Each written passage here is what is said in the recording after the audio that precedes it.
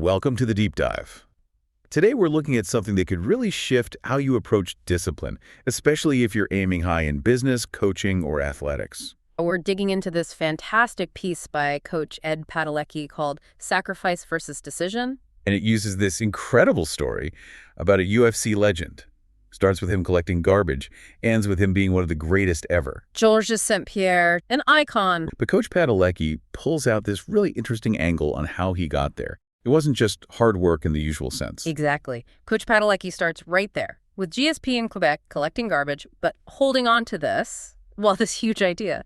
I will become the best fighter in the world. Okay, so I will become, that sounds aspirational, like a dream anyone might have. What makes it a decision in Coach P's view? That seems to be the key difference he's highlighting. That's the absolute crux of it. Coach Padalecki says it wasn't just hoping or dreaming, it was a conscious decision. And making that decision, well, it changes the game entirely. It's about identity. Performance psychologists talk about identity-based intention. You're not just aiming for a goal out there. You're deciding who you are.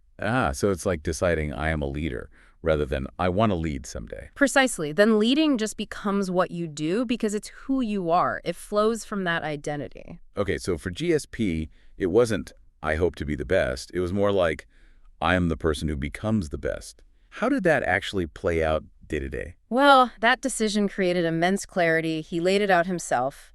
Train instead of party, work instead of play. Perfect practice, not just going through the motions. Which, honestly, to most people looking from the outside, that sounds like a lot of sacrifice. Giving up fun, relaxation. Right, that's what it looks like. But here's the insight from Coach Padalecki. GSP didn't see them as sacrifices. Not at all. Okay, that's where it really connects for high performers listening, I think.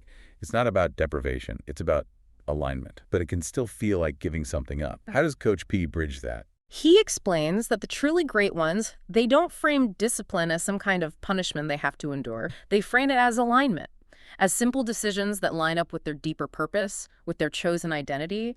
Coach Padalecki calls this identity congruence. Identity congruence, meaning your actions just match who you've decided to be. Exactly. So for a business exec who's decided, I'm an innovator, maybe they decide to carve out R&D time instead of going to another optional meeting.